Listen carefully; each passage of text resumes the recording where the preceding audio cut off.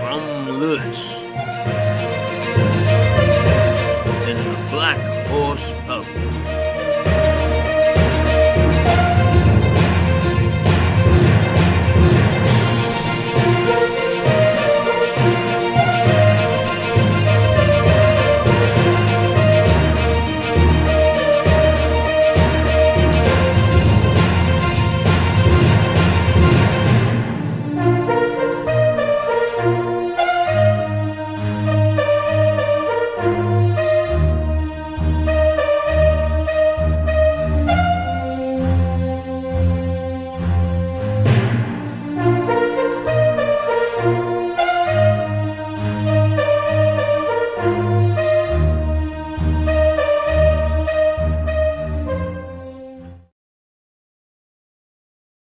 Well, we've had quite a lively morning this morning from 8 o'clock onwards with the two Bs.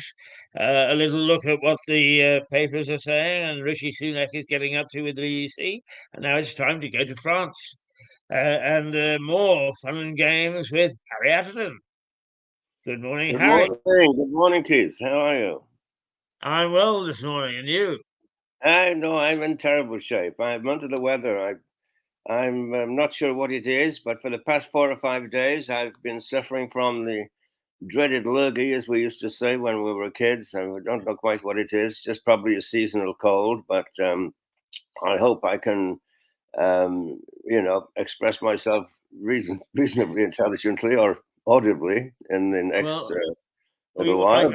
I can hear the cold in your voice, and Yes. any time that you think that this is tiring you out, feel free to return into the folds of that wonderful castle that you live in. Well, I would love to have my demise on public television. I mean, what could be a greater honor? I mean, but anyway, there you go.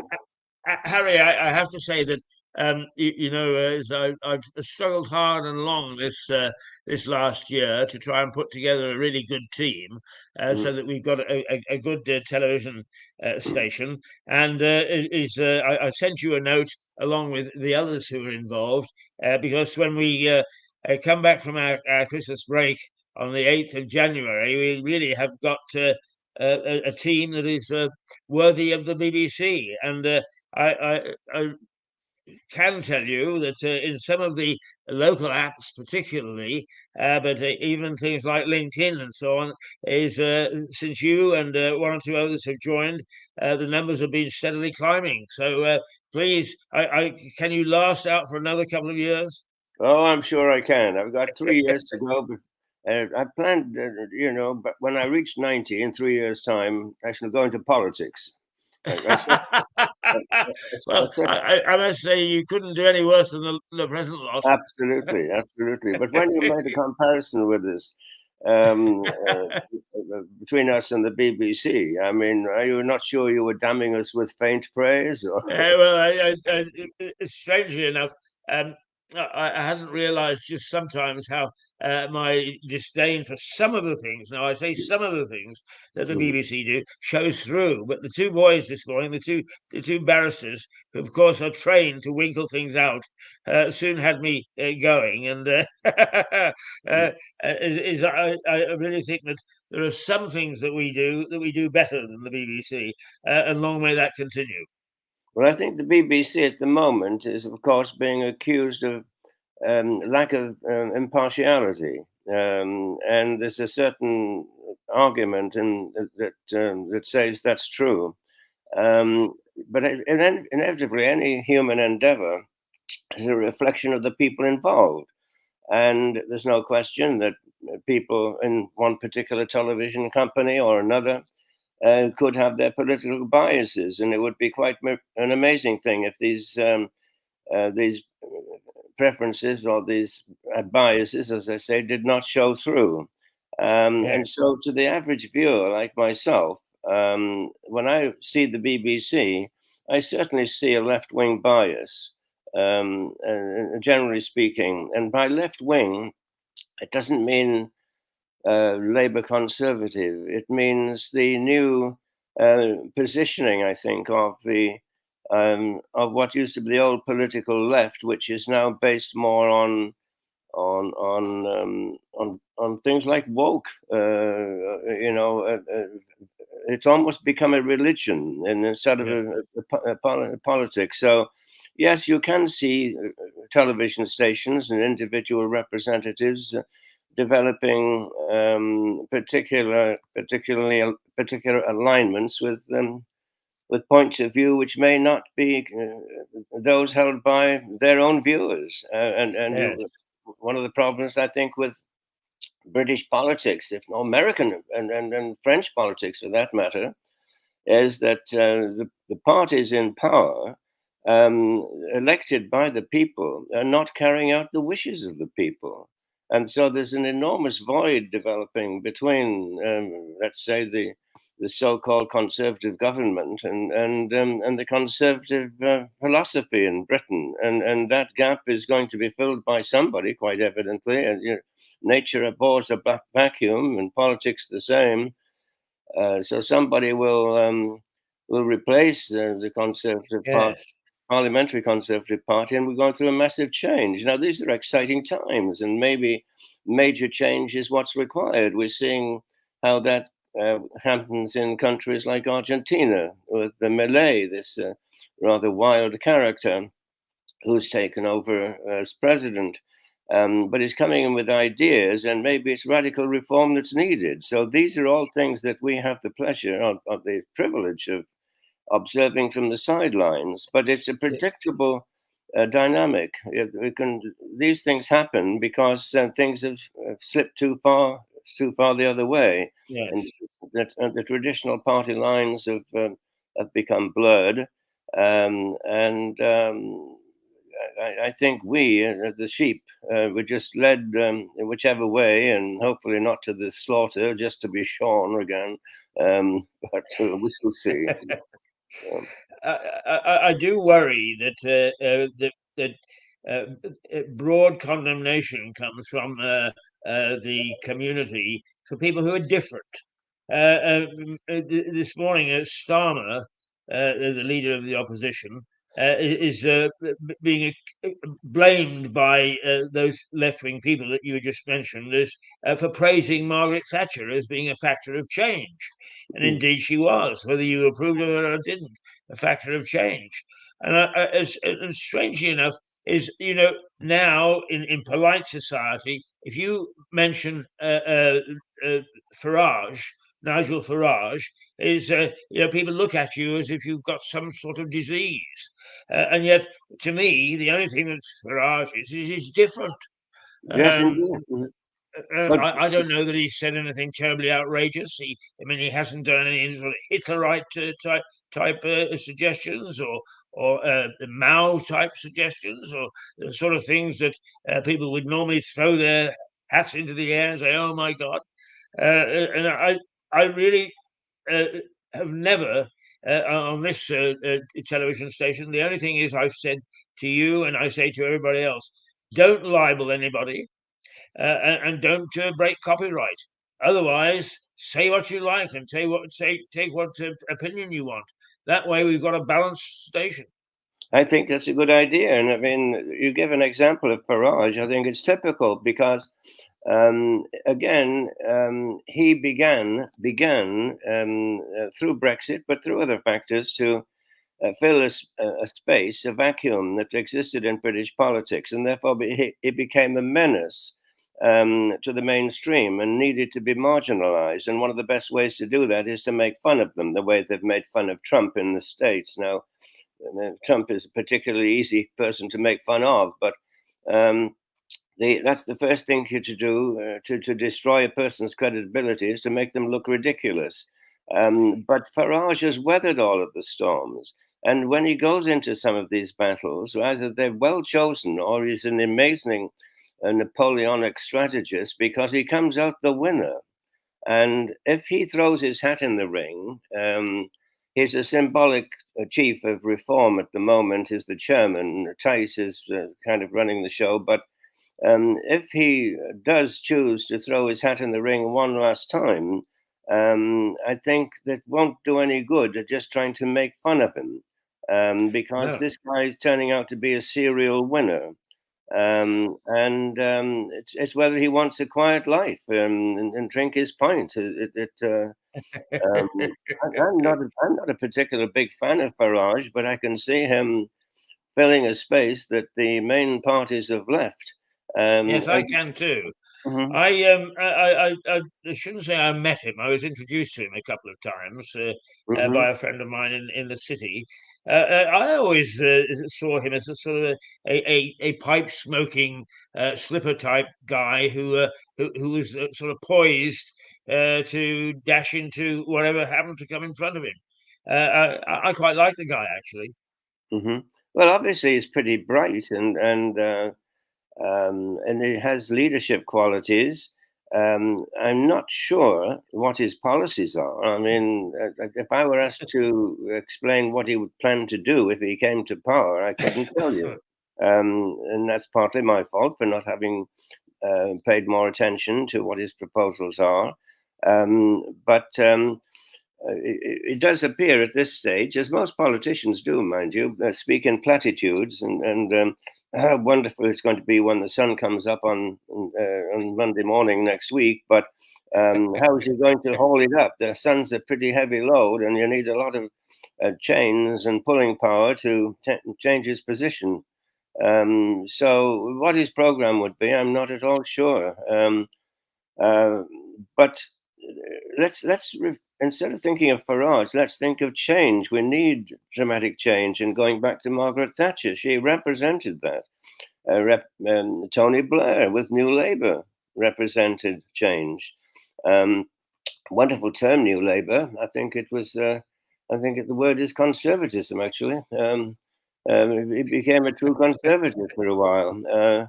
And that left a gap, and so the Conservative Party became socialists, from what I can see. So, I mean, if the music stops, change chairs. You know, I mean, it's so silly, so silly. So, and anyway, but politics is an interesting subject, and you mentioned the fact that we should feel free to talk about that.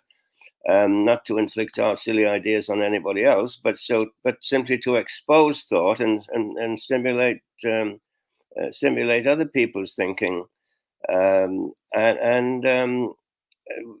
What is happening? There is a more open debate, I think, at the moment than has previously the case. When we were young, if you went to a dinner party, you were told when before you sat down, you shouldn't talk about sex, politics, religion, or war.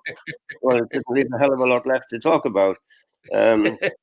Whereas now, mind you, there are certain inhibitions. You're no longer allowed to talk about global warming.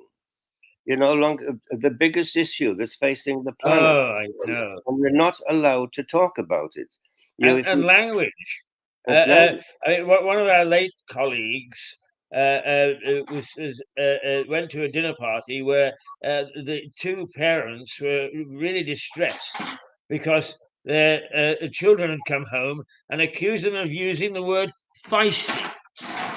I missed that. Which word? Feisty. Oh, that's feisty. Yes, yes. The millennials see that as some sort of hidden meaning. That's amazing. Well, there you go. I mean, language, but language is. I mean, let's not talk about language because I'm so saddened by the decline in the use of language. They say that the average person in Britain calls upon a daily vocabulary of some 2,000 words. There are 280,000 words in the English language. Okay, a lot of them technical, I must admit. And that even a very learned person, a professor of English literature at Cambridge, might call upon a vocabulary of 20,000 words. So the ability to exploit the language that we have is diminishing to an amazing degree. And can I just break in for a moment, Harry? Behind us is our chief of staff. Oh. That's Declan. who is our host and allows us to come in here. But not only that, he looks after us and he sort of administers things, and he's really a first-class chap. And not only that, but he's a great publican, and I know that you'll approve of that. Okay, that's Declan, isn't it?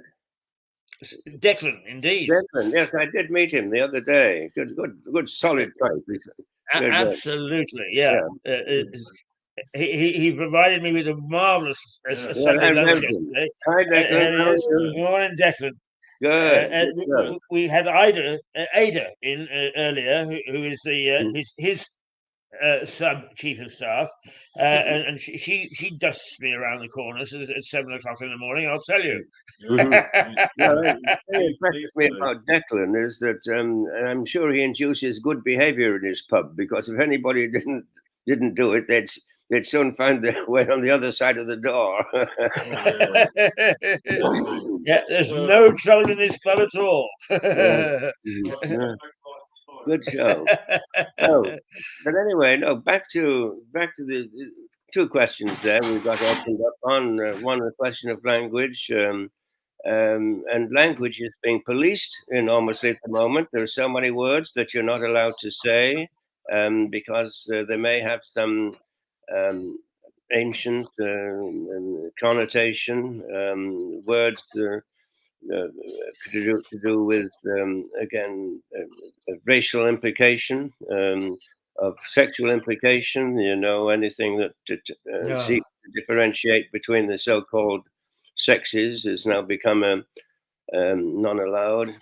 So no, there is a language police operating at the moment, and yes. Freedom, the margins of freedom are reducing considerably. I feel, language-wise, you've got to be careful what you say, and never mind the ideas. Language is a means of expressing ideas. It's simply a vehicle for communication. Yes, and to be quite honest with you, those people that really object to words, I think, are showing their own bias, not the bias of the user. I mean, I'm going to really stick my neck out here, but this morning we had the two barristers on, and we got on to Guy Gibson and the Dam Busters. And of course, his dog was had the name that we're not supposed to mention. And they tried to wipe it out of the movie and found that they couldn't. And thank God they couldn't, because it was not meant in that sense at all. Right. No, I mean, it's absolutely ridiculous. I mean, and what about the myriads of words in another language, which in our language are vulgar words? Yes. They're standard words in other languages. Very common names are in some of the Asian language are expletives in the English language. Are we to change that? I mean, it's all getting very silly. Yes. Well, one of the silly things is that most of the algorithms and that sort of thing on social media, of course, are devised in the United States, and they hate the word bloody. Now, the title of our documentary is The Bloody Past of a Tiny Town. And I put that into one of these social media things, saying, do catch it. It's a worthwhile documentary. And it came up and said, "Are you sure that you want to use this title, because it may be rubbed out or erased from social platforms?" How bloody ridiculous! No, don't ask Mary about that. Bloody Mary. Oh, you're on form this morning. You may have a cold, but you're on form. Yes. No, it's all getting very silly. But perhaps the silliest thing that's happening at the moment, ready for it, is this incredible boondoggle in Abu Dhabi, the COP28. What do you make of that?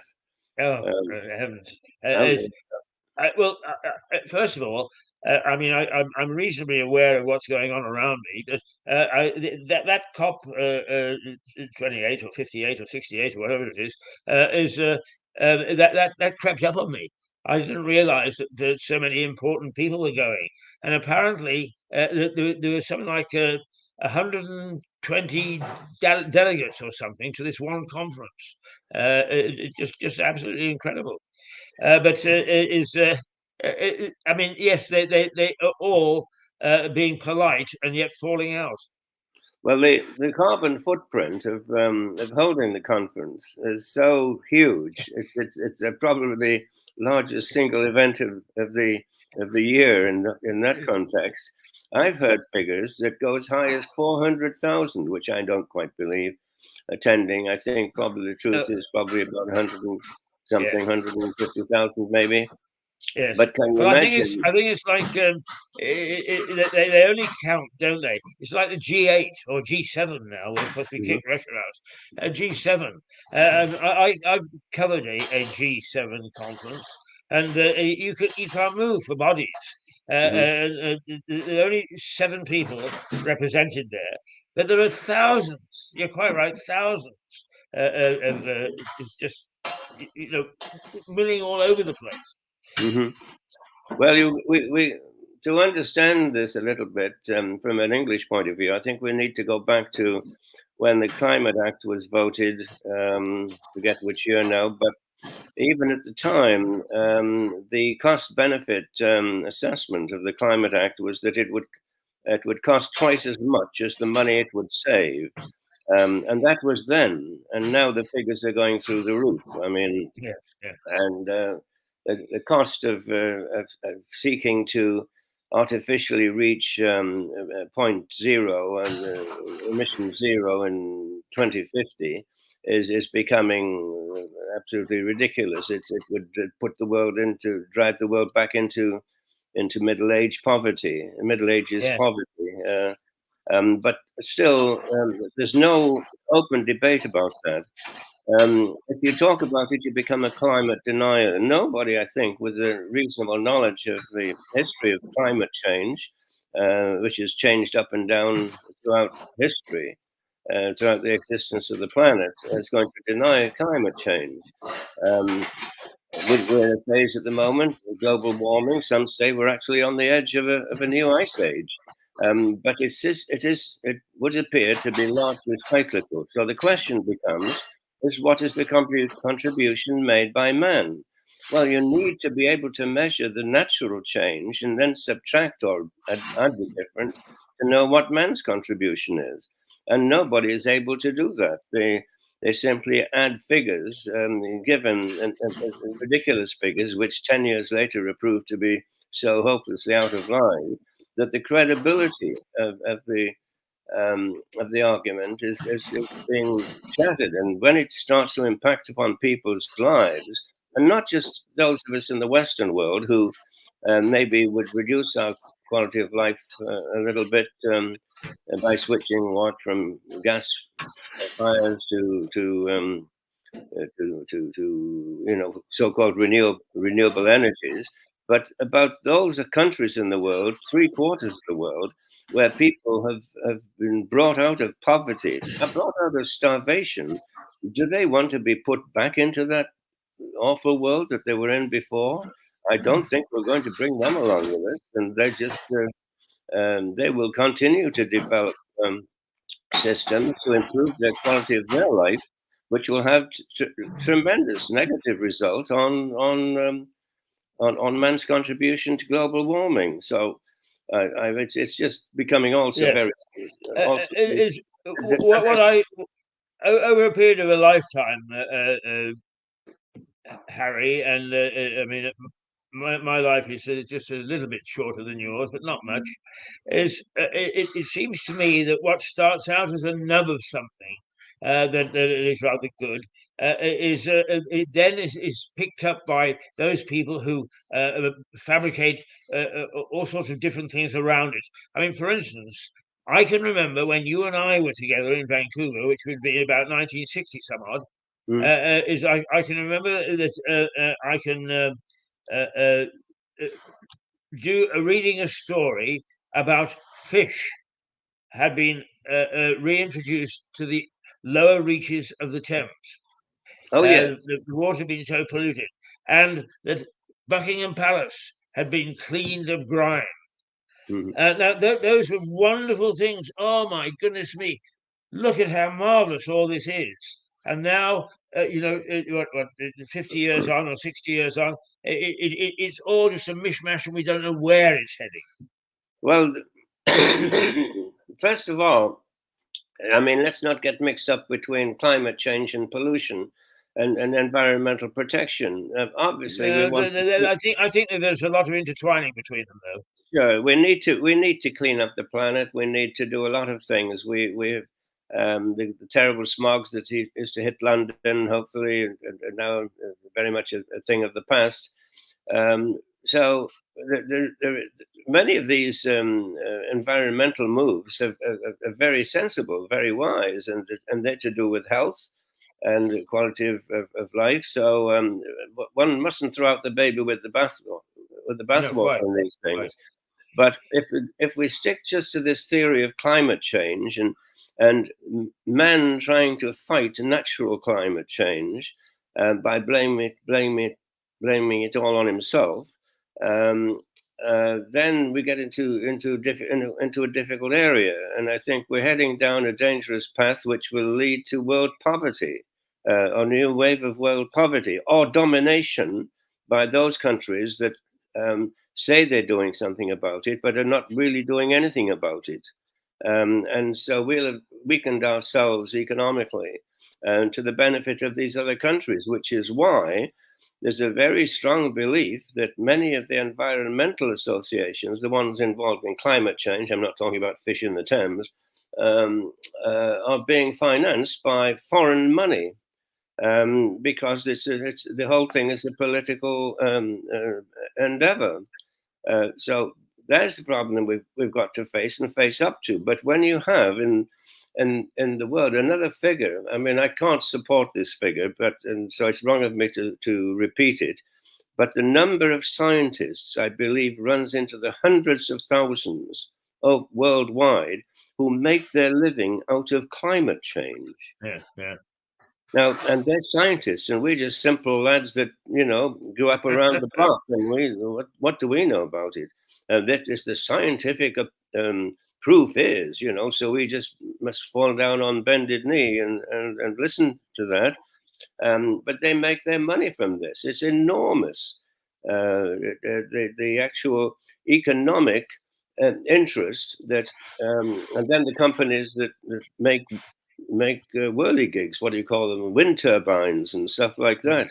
And they happen to be mostly Chinese, I believe, and solar panels, again Chinese. The bits and pieces you need for electric cars, again Chinese. Does it sound like I'm anti-China? No. Why should I be anti-China? I mean, they're struggling to get ahead just the same as anybody else is anywhere.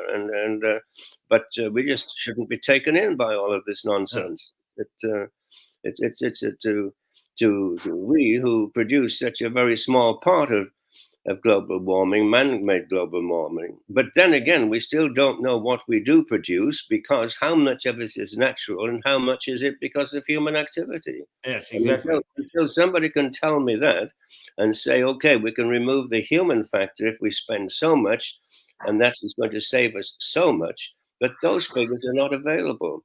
And there are very few, I would imagine, government-sponsored studies that are being carried out to counterbalance the enormous amount of work that has been done and money being made, sponsorships being given by manufacturers of solar panels to come up with the right figures to justify their product. We're being led down the garden path, I think. Yes. Or maybe not. Or maybe not. Well, maybe not. But where there is money involved, I've found whether it's professional football or global warming is finding reform and change. The incumbents are very, very loath to make any changes at all. It distorts it. Money distorts everything. Money can be a positive factor. Money makes the world go round. I mean, it would be fun if there wasn't any. We need to. We need in a capitalist system, in an exchange system, we need some means of paying for what we consume. So no, I mean, but when it becomes too concentrated in its application, when somebody becomes or governments pursue political goals through cornering the market on precious metals of some sort, or metals essential to the making of, at the moment, batteries, then you realize that there's a distortion in the marketplace, which is being generated by the application of money, wealth. Yes.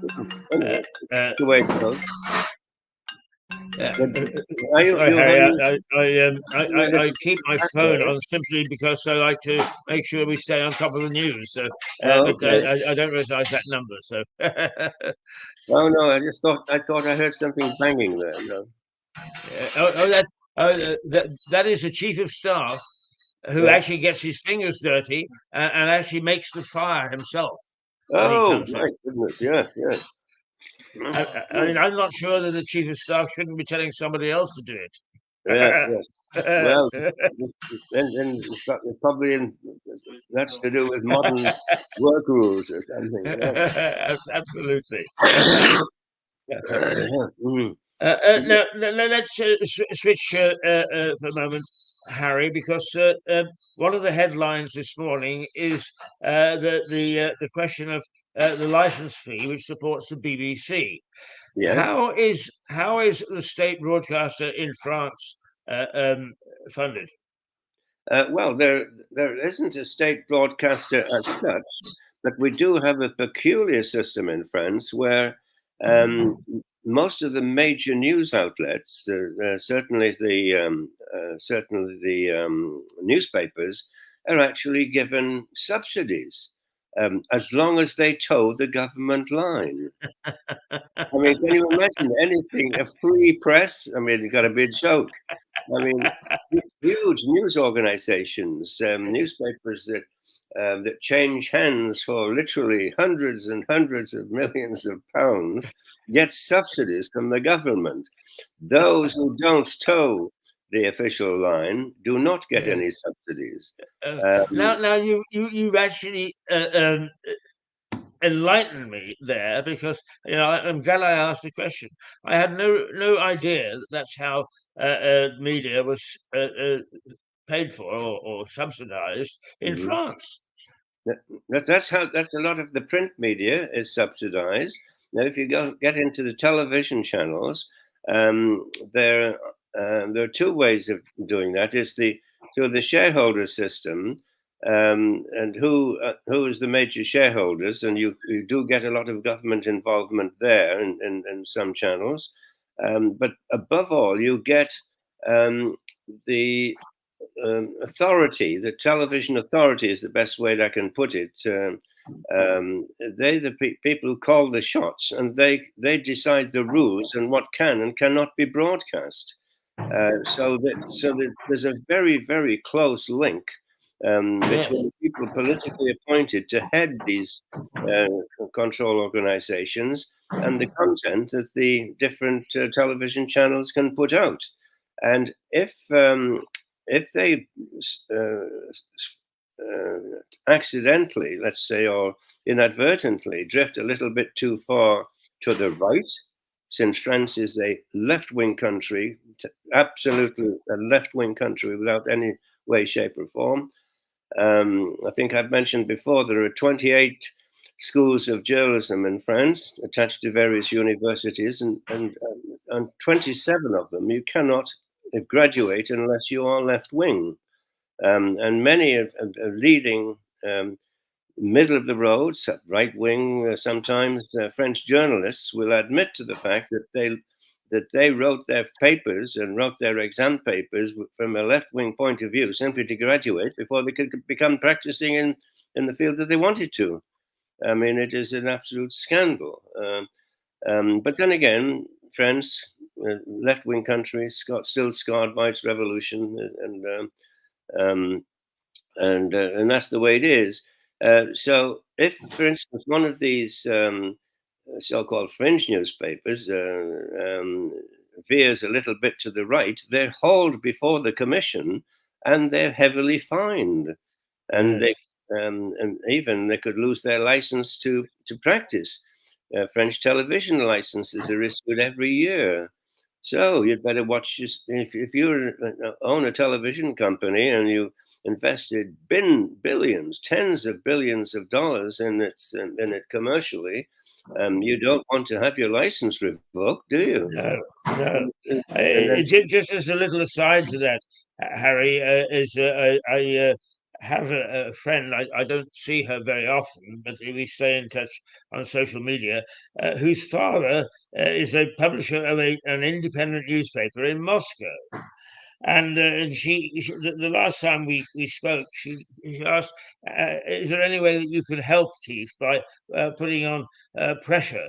Because her father, they didn't ban his newspaper, but he came to the office one day and found all the furniture out in the street because it was a government building, and they decided to take it back without any due notice, just simply padlock the door. So that's the way that some countries deal with their dissident press. well, indeed it is, and some some countries are even more subtle. They allow one or two dissident press outlets to show how fair and open they're being. But no, the subsidization of the French press is a well-known scandal. Even journalists get special tax regimes. Now, Wow.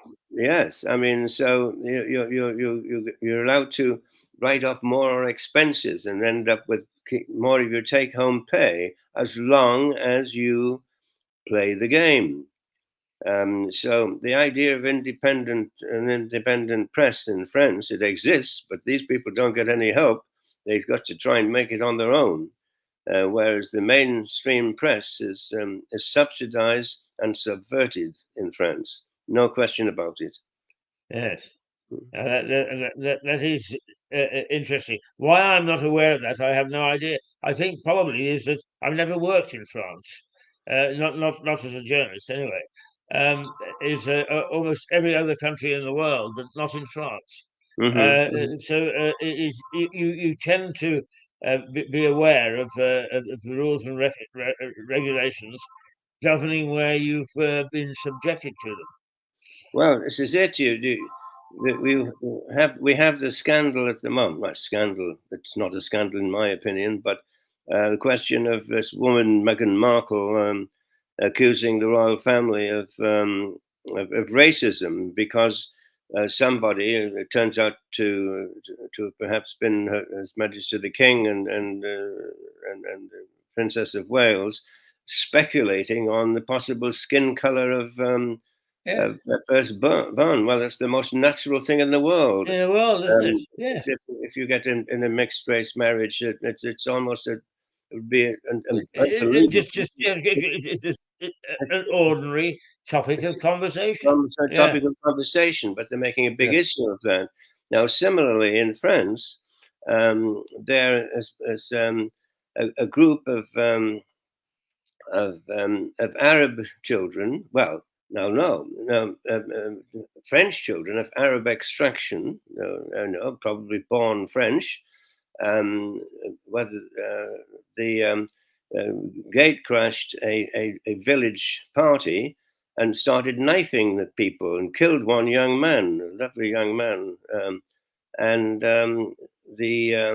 and with cries of, we're going to fix you, whitey, and all that sort of, typical racial crying and things like this were heard and reported by the people present. But the government refused the press the right to give the names of the attackers because they were all Arabic names, and they didn't want to create some sort of an ethnic tension. They wanted to try and calm the game down and not set one side against the other. But that's the control that the government has on the press in France. Oh, heavens. And the Yes. French themselves are getting very unhappy about that. But Yes, yes. the names, Well, I would find that very offensive, I must names have confess. finally come out, but none of had they had European sounding names, their names would have been on the front page of the paper the next day. Yeah. But because they had Arabic names, and they were French, they were probably born in France, these kids, not very old, 12, 14, 18, I have no idea. But because they were Arabic names, the government ruled that their names could not be published. So let's not talk about a free press in France. No, no. Mm-hmm. That is disturbing. Mm-hmm. And I hope that they don't try to start monitoring Mirador and hear some of your views then. Well, my views are, I don't know. I mean, I don't know how I come across. I've got some very strong. I come from a very staunch No, left-wing family. if I may say so, Harry, I enjoy having these discussions with you because you actually come across as the voice of reason. Is your views are well thought out, and I believe that part of the role of television is to stop giving the extremes, but to have voices of reason, but who can talk about the unspeakable that the extremists won't allow on the air. Absolutely, and I don't know quite how I come across to you, but I come from a staunch left-wing family and retain a lot of views. My grandfather was head of the miners' union. The and the I retain quite a number of mind you, of through my own life, espoused quite a number of conservative views, or uh, and yet at the same time, I'm appalled by the present conservative government in Britain. Like so many fellow conservatives, I couldn't vote for these guys. The sooner we get them out of there, the better. The mess that's going to come in afterwards is predictable, but at least Yes. it will allow for a clean out and something new, a new phoenix, a political phoenix, will hopefully rise from the ashes. Yes. So my Highlights views go from left to right. Yes. It highlights the attempts by the establishment to pigeonhole people. And while I can see to some extent that if I wear a tie and I wear this hat and I put a pipe between my teeth, is people will look at me and say, "Oh yes, he's this sort of chap." But pigeonholing people by using their thoughts is just something that is the establishment very much attempting to make us do.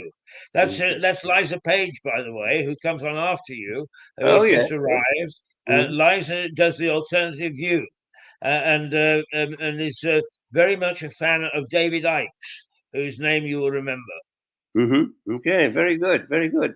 But no, I think we're in for a period of change, and I think that's a good thing. And I suspect the change is going to happen very, very quickly. I think so too. I agree with you on that. Yeah, The thing is, Harry, that sometimes I think it was one of the rugby heroes who termed the RFU the old farts. And sometimes people look at us as the old farts. But one thing about old farts is that we actually express views based on a lifetime of experience. And one of the nice things about you is that you're, in fact, probably better traveled than I am. And we're able to make a considered view of various things because we've experienced either the opposite or where things are denied or supported or whatever. In other words, our views are moderated by our own experience, whereas those people whose views are moderated by somebody else's experience, which is a bit frightening. Well, most of our views, even ours, as old farts, we're still been influenced by people along the way. And it's not to say that we're right, because attitudes need to change, thought needs to be flexible, and there's no guarantee that we're right. And I think that's one of the things that we do learn as we get older, that we may be wrong. And whereas the young person is absolutely imbued with a sense of self-worth, and that his ideas or her ideas are the only ones on the block that are worth considering. And I think, was it George Bernard Shaw who said the problem with youth, it's wasted on the young? Well, I think also that one of those things that helps shape our views is, particularly when we're younger, by being very bold and making statements only to be slapped down and not being able to defend our position. And as we grow older, we realise that if we're going to make outrageous statements, is that we've got to at least be able to defend them or justify them to some extent. We can't just go around making statements. Indeed, If I could just give you the sort of thing that prevails in various parts of the world. In Kosovo, I was responsible for rather a large budget, actually, about $6 million worth of developing the media. And journalists were feeling their oats, being able to, at long last, express their views. And they went after the CEO, a lady of the local telecoms company.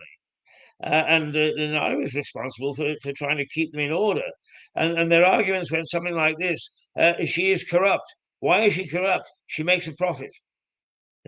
That's a bit of old thinking. But what evidence have you got? Everybody knows. What do you mean? Everybody knows. They had no justification whatsoever, so they were perhaps easy pickings. But you do come across in your lifetime that sort of thinking from supposedly intelligent people and in supposedly sophisticated societies. Indeed, and to many people, the end justifies the means. And if they've got a political bone between their teeth, they don't care about the truth. Their goal is to get to where they want to be by whatever means they need to use. And some people call that revolution. And when people become overly resistant to change and fair change, it does lead to extreme forms of application, as we see in the major revolutions in the world. So we have to be open-minded. We have to keep our thoughts open, and that's why we need public debate. And that's what's missing at the moment. We can't discuss the issues that are truly important.